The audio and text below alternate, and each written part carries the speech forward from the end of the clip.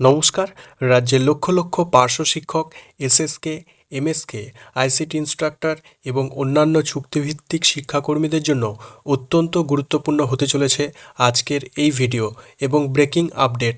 আপনারা সবাই জানেন যে দীর্ঘদিন ধরে রাজ্যের এই সমস্ত শিক্ষাকর্মীরা নিজেদের ন্যায্য পাওনা এবং বেতন বৃদ্ধির দাবিতে আন্দোলন করে আসছেন। বর্তমানের এই আকাশছোঁয়া মূল্যবৃদ্ধির বাজারে সামান্য কয়েক হাজার টাকার সাম্মানিক দিয়ে সংসার চালানো যে কতটা কঠিন তা ভুক্তভোগী ছাড়া আর কেউ বুঝবে না। তবে এবার এই সমস্ত বঞ্চিত শিক্ষাকর্মীদের জন্য একটা অত্যন্ত বড় এবং খুশির খবর আসতে চলেছে। আগামী 22শে জুন নতুন সরকারের প্রথম রাজ্য বাজেট ঘোষণা হতে চলেছে। আর এই বাজেটেই কি চুক্তিভিত্তিক শিক্ষাকর্মীদের বেতন বৃদ্ধি নিয়ে কোনো ঐতিহাসিক ঘোষণা আসতে চলেছে? কি খবর রয়েছে এখনও পর্যন্ত? কি ইঙ্গিত মিলছে সরকারের তরফ থেকে? প্রশাসনিক মহলেই বা কী আলোচনা চলছে? আজকের ভিডিওতে আমরা এই নিয়ে বিস্তারিত আলোচনা করব। ভিডিওটি একটু স্কিপ না করে প্রত্যেকে শেষ পর্যন্ত দেখুন। বিগত কয়েক বছর ধরে রাজ্যের বিভিন্ন শিক্ষা প্রকল্পে কর্মরত পার্শ্ব শিক্ষক ও চুক্তিভিত্তিক কর্মীরা নিয়মিতভাবে সরকারের কাছে স্মারকলিপি জমা দিয়ে আসছেন এবং তাদের প্রধান দাবি রয়েছে যে সমকাজে সমবেতন, স্থায়ীকরণ এবং বর্তমান বাজার দরের সাথে সামঞ্জস্য রেখে সম্মানজনক একটা বেতন বৃদ্ধি। আপনারা প্রত্যেকে জানেন বর্তমান বাজারে প্রতিদিন যেভাবে রান্নার গ্যাস থেকে শুরু করে নিত্য প্রয়োজনীয় জিনিসের দাম বাড়ছে, সেখানে দাঁড়িয়ে এই সামান্য বেতনে পরিবার চালানো, ছেলেমেয়েদের পড়াশুনো করানো বা চিকিৎসার খরচ চালানো প্রায় অসম্ভব হয়ে পড়ছে। বিভিন্ন শিক্ষক সংগঠনগুলি বারবার এই নিয়ে সরব হয়েছে। অবশেষে মনে হচ্ছে তাদের এই দীর্ঘদিনের লড়াই এবং বঞ্চনার অবসান ঘটতে চলেছে। কারণ বর্তমান পরিস্থিতির দিকে নজর রাখলে বোঝা যাচ্ছে যে রাজ্য সরকার এবার এই বিষয়টিকে গুরুত্ব সহকারে দেখতে বাধ্য হচ্ছে। তাই এই ভিডিওর মাধ্যমে আমি প্রতিটা সময়ই আওয়াজ তোলার চেষ্টা করছি যাতে এই আপডেট এবং আপডেটের সাথে আপনাদের এই যে দাবি সেটি যেন আরও উচ্চতর প্রশাসনিক মহলে পৌঁছায়। সবচেয়ে বড় ইতিবাচক দিক হলো যে সরকারের শীর্ষস্থানে বা শীর্ষ স্তরে মন্ত্রীরা এখন এই দাবিগুলি নিয়ে কিন্তু মুখ খুলতে শুরু করেছে। আমরা কিছুদিন আগেও দেখেছি এবং তারা সরাসরি আশ্বাস দিচ্ছেন যে সরকার এই সমস্ত কর্মীদের সমস্যাগুলি সম্পর্কে সম্পূর্ণ অবগত রয়েছে। তারা প্রত্যেকে জানে এই বিষয়টি এবং তারা বলেও আসছে যে এই বিষয়ে সবাই প্রত্যেকে যোগ্য। আমাদের বর্তমান শিক্ষামন্ত্রী মাননীয় দীপক বর্মন মহাশয় নিজেই কিন্তু স্বীকার করেছেন যে এই সমস্ত কর্মচারীরা দীর্ঘদিন ধরে অনেক কষ্টের মধ্যে দিন কাটাচ্ছেন। আপনারা প্রত্যেকে হয়তো সেই ভিডিও সোশ্যাল মিডিয়া এবং ফেসবুক, ইউটিউবেও দেখেছেন। তিনি স্পষ্ট ভাষায় জানিয়েছেন যে বর্তমানের যে বেতন কাঠামো রয়েছে তা দিয়ে এই মূল্য বৃদ্ধির বাজারে সংসার চালানো সত্যিই দুষ্কর। শুধু তাই নয়, শিক্ষামন্ত্রী মহাশয় আরও একটি বড় আশ্বাস দিয়ে বলেছেন যে চুক্তিভিত্তিক শিক্ষাকর্মীদের এই দীর্ঘদিনের বঞ্চনার বিষয়টি তিনি নিজে রাজ্য মন্ত্রিসভার বৈঠকে তুলবেন। এর পাশাপাশি উত্তরবঙ্গের উন্নয়ন মন্ত্রী মাননীয় নিশীথ প্রামাণিক মহাশয়ের কাছেও যখন পার্শ্ব শিক্ষক এবং শিক্ষাকর্মীদের একটি প্রতিনিধি দল তাদের দাবি দাওয়া নিয়ে পৌঁছায়, কিন্তু তিনি কিন্তু অত্যন্ত ইতিবাচক সাড়া দিয়েছেন। তিনি সাফ জানিয়েছেন যে পার্শ্ব শিক্ষকদের এই দীর্ঘদিনের যে বেতন বৃদ্ধির বিষয়টি তিনি সরাসরি রাজ্য সরকারের উচ্চ স্তরে আলোচনা করবেন। দুই প্রভাবশালী মন্ত্রীর এই ব্যাক টু ব্যাক যে আশ্বাস কিন্তু অত্যন্ত তাৎপর্যপূর্ণ। এর থেকে পরিষ্কার বোঝা যাচ্ছে যে নতুন সরকারের কাছে এখন এটি অন্যতম একটি প্রধান আলোচনার বিষয় হয়ে দাঁড়িয়েছে। নতুন সরকারের এই প্রথম পূর্ণাঙ্গ বাজেটে স্বাভাবিকভাবে প্রতিবারের মতো এবারও সবার নজর থাকবে শিক্ষা ও মানব সম্পদ উন্নয়ন খাতের বরাদ্দের দিকে।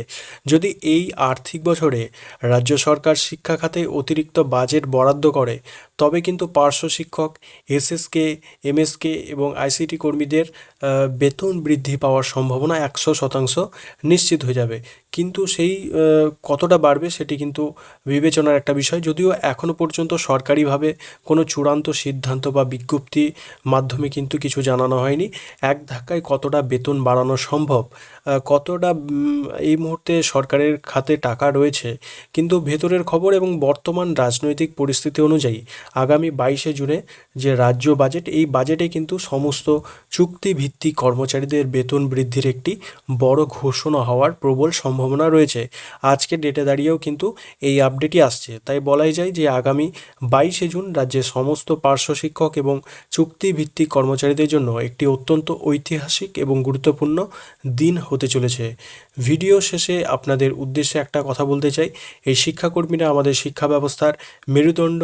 প্রতিকূল পরিস্থিতির মধ্যেও তারা স্কুলগুলিতে নিরলসভাবে পরিষেবা দিয়ে যাচ্ছেন, তাই তাদের এই দাবি অত্যন্ত ন্যায্য। এখন আপনাদের কি মনে হয় আগামী 22শে জুনের রাজ্য বাজেটে এই সমস্ত কর্মচারীদের বেতন কতটা বৃদ্ধি করা উচিত এবং বেতন বৃদ্ধির পাশাপাশি আর কি কি সুযোগ সুবিধা বা স্থায়ীকরণের মতো সিদ্ধান্ত নেওয়া উচিত বলে আপনারা মনে করেন? আপনাদের মূল্যবান মতামত অবশ্যই কমেন্টে জানাবেন। এবার যদি আমরা একটু আমাদের প্রতিবেশী এবং দেশের অন্যান্য বড় রাজ্যগুলোর দিকে তাকাই, তবে দেখতে পাবো যে চুক্তিভিত্তিক শিক্ষাকর্মী বা পার্শ্ব শিক্ষকদের বেতনের ক্ষেত্রে পশ্চিমবঙ্গ কতটা পিছিয়ে রয়েছে। দীর্ঘদিনের বঞ্চনার যে অভিযোগ শিক্ষক সংগঠনগুলো করে আসছে, তা কিন্তু কোনো অমূলক দাবি নয়। অন্যান্য অনেক রাজ্যই ইতিমধ্যে তাদের রাজ্যের চুক্তিভিত্তিক শিক্ষকদের জন্য বড় পদক্ষেপ নিয়েছে এবং তাদের বেতন বা সাম্মানিক এক ধাক্কায় অনেকটা বাড়িয়েছে। প্রথমে আসা যাক দেশের সবচেয়ে বড় রাজ্য উত্তরপ্রদেশের কথায়।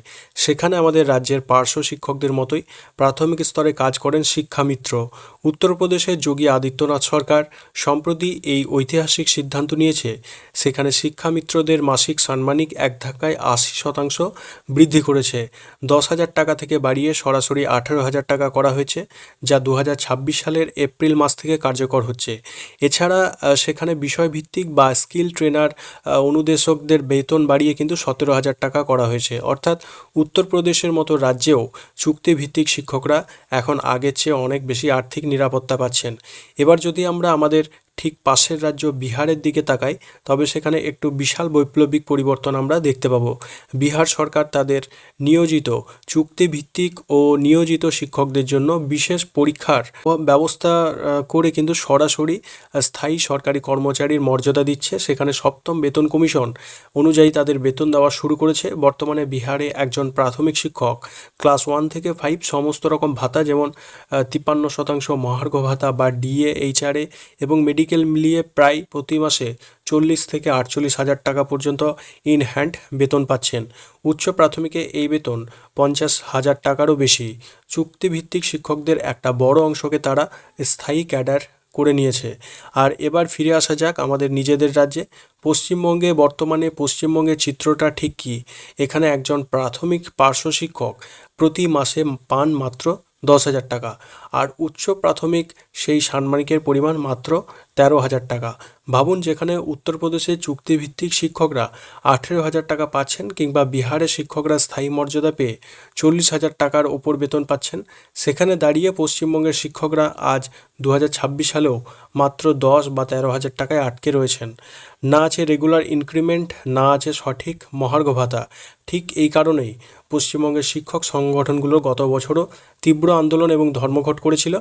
তাদের দাবি সমকাজে সমবেতন দিতে হবে এবং পার্শ্ব শিক্ষকদের পদ পরিবর্তন করে অ্যাডিশনাল অ্যাসিস্ট্যান্ট টিচার হিসাবে নিযুক্ত করতে হবে। তাদের দাবি অনুযায়ী প্রাথমিকে বেতন বাড়িয়ে অন্তত 35,000 টাকা এবং উচ্চ প্রাথমিকে 40,000 টাকা করা উচিত। বিভিন্ন সূত্র মারফত জানা যাচ্ছে রাজ্যের শিক্ষা দপ্তরও এখন বিষয়টি নিয়ে গুরুত্ব সহকারে চিন্তা ভাবনা করছে এবং আর্থিক পরিকাঠামো বা পর্যালোচনা সেটিও কিন্তু শুরু করেছে। তাই 22শে জুন বাজেটে উত্তরপ্রদেশ বা বিহারের মতো আমাদের রাজ্য সরকারও কোনো বড় চমক দেয় কিনা সেটাই এখন দেখার। ভিডিওটি ইনফরমেটিভ মনে হলে অবশ্যই একটি লাইক করবেন এবং আপনার পরিচিত সমস্ত পার্শ্ব শিক্ষক ও শিক্ষাকর্মী বন্ধুদের সাথে এটি প্রচুর পরিমাণে শেয়ার করে দেবেন। আর এই ধরনের সমস্ত চাকরির ও শিক্ষা সংক্রান্ত লেটেস্ট আপডেট সবার আগে পেতে আমাদের চ্যানেলটি এক্ষুনি সাবস্ক্রাইব করে পাশে থাকা বেল আইকনটি প্রেস করে রাখুন।